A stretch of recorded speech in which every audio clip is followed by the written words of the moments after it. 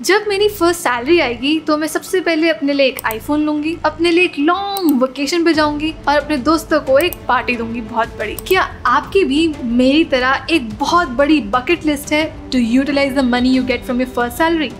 Well, before you start unloading your bucket, you should consider these 5 important things to do with your first salary.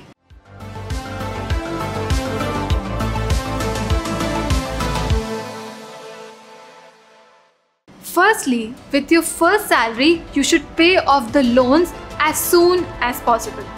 कई बारी हमारी family के ऊपर कई type के लोन्स होते हैं, जैसे कि car loan, home loan and even student loan, जो कि आपके पेरेंट्स ने आपकी फिनेंस करने के लिए एजुकेशन को maybe in some foreign country लिया हो। So clear these loans as soon as possible to get rid of financial and mental stress.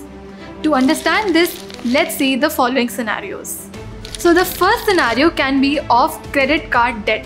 सो जो आपके पेरेंट्स ने क्रेडिट कार्ड की डेट ले रखी हो 15,000 की एट 3% इंटरेस्ट पर month to purchase a laptop for you, तो अगर आप हर महीने 2500 रुपए चुकाओ अगले 7 महीने तक, तो आपको सिर्फ 1,791.95 रुपीज एज इंटरेस्ट देना पड़ेगा। विद यही अगर आप सेम अमाउंट को धीरे धीरे करके यानी कि हजार रुपए करके हर महीने चुकाओ, तो आपको टोटल 21 मंथ्स लग जाएंगे अपनी डेट क्लियर करने में and you will and up spending 5,227.93 rupees as interest. And that is why it is suggested that clear your credit card debt as soon as possible.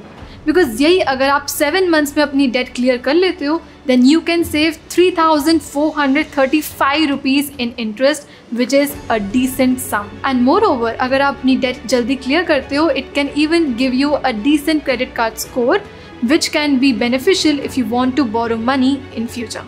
And second scenario is a family debt. कई बार हमारे parents अपने friends या फिर rich relatives से loans लेते हैं। अब ऑफ कोर्स ऐसी इनफॉर्मल अरेंजमेंट्स में कोई पर्टिकुलर डेडलाइन तो होती नहीं है कि आपको इतने टाइम में इतना इंटरेस्ट पे कर लोन क्लियर ऑफ करना है, but sometimes these people set a mental deadline in their brain. अब सोचो, आप खुद ही अगर अपने मामा जी से लोन लिया हो और नेक्स्ट टाइम अब उनको किसी पार्टी में मिलो जिनसे आपने अभी तक लोन चुकाया नहीं हो और उन्हें पता हो कि आप जॉब भी कर रहे हो, then you might not feel comfortable standing in front of him. तो जितनी जल्दी हो सके इस इनफॉर्मल लोन को भी क्लियर ऑफ करना सही रहता है। And third can be the case of student loan. अब कई बार हमें फॉरेन एजुकेशन या इवन कंट्री के अंदर किसी बड़ी इंस्टीट्यूशन जाने के लिए लोन लेना पड़ता है। So after you clear your family loan and credit card loan, you should start clearing your study loan. Because study loan के लिए 2 चीज़ें एक्सेप्शनल होती हैं। फर्स्टली, एक तो इंटरेस्ट रेट कम होता है, and secondly there is a grace period जिसमें कि आपको 6 महीने तक कोई रीपेमेंट नहीं देनी हो सकती। So after clearing your other loans, start clearing your student loan first. Secondly, consider setting up an emergency fund. अब आज के ज़माने में ना किसी की भी जॉब की गारंटी नहीं होती है। सोचो कि फ्यूचर में अभी कोविड आ जाए, डाउन साइजिंग हो आपकी कंपनी में, या आपका ट्रांसफ़र हो जाए किसी ऐसी सिटी में जहाँ आप जाना ना चाहो, या आप बीमार पड़ जाओ या किसी की डेथ हो जाए। ऐसे कई सारी अनप्रिडिक्टेबल इमरजेंसी सिचुएशंस आ सकती हैं जिसकी वजह से आपकी जॉब चली जाए एंड आपका इनकम सोर्स कट हो जाए। So to avoid being left out in such scenario, start creating an emergency fund. So the thumb rule is to set aside enough money which can sustain you for 3 to 6 months. And the amount you create for emergency fund depends upon your lifestyle, the income you get, the number of dependents you have in your family, etc. And to save this money for emergency fund, you can put it in a liquid fund in a savings bank account. And thirdly, after you set an emergency fund, start investing. हमारे अंदर ये बहुत बड़ा myth होता है कि हमारी salary जब 7 फिगर में पहुंचेगी ना तभी हम इन्वेस्टमेंट करना शुरू करेंगे। But actually starting early matters more. आपकी इनकम भले ही 30 या 40 हज़ार ही क्यों ना हो, उसका 10 से 15% एटलीस्ट सेव करना शुरू करो एंड ग्रेजुअली जैसे जैसे आपकी इनकम बढ़ती जाए, you can start increasing the share of investment from your income. And more over, अगर आपके पास टाइम नहीं हो देखने के लिए कि कौन से शेयर या कौन सी स्टॉक ज़्यादा अच्छी है इन्वेस्ट करने के लिए, then you can invest your money simply in Nifty 50 which generate an annual return of 10 to 12%. And now, to understand the importance of starting to invest early, let's take example of 2 friends, Lucky and Rahul. आप left column में देख सकते हो कि lucky ने अपनी as थी investing की 20 इयर्स की, यानी कि उसने 20 साल की उम्र पे इन्वेस्टमेंट शुरू की and the age he exited was 60 years. The investment duration interestingly was just 10 years, यानी कि उसने 30 इयर्स की एज तक इन्वेस्ट किया एंड फिर छोड़ दिया। But the holding period was 40 years, यानी कि उसने 20 साल की उम्र पे शुरू किया, 30 इयर्स तक इन्वेस्ट किया एंड उसके बाद 40 साल का होल्डिंग पीरियड हो गया बिकॉज उसने पैसे निकाले नहीं, यानी कि वो शेयर्स में इन्वेस्टेड रहे until he reached the age of 60 years. Whereas on the other hand, Rahul ने इन्वेस्टमेंट शुरू की 10 साल लेट, यानी 30 इयर्स की उम्र तक, and the age he exited was same as Lucky at 60 years. And the investment duration was interestingly again 30 years, यानी कि लकी ने सिर्फ 10 साल इन्वेस्ट किया पर राहुल ने 30 इयर्स तक लगातार इन्वेस्टमेंट करता गया per month and his holding period was 30 years because he started at 30 and exited at 60 years. अब दोनों का अमाउंट इन्वेस्टेड सेम था, दोनों का इंटरेस्ट रेट भी सेम था and the total amount which was invested was different, यानी कि लकी ने जहाँ इन्वेस्ट किए 2,40,000 रुपीज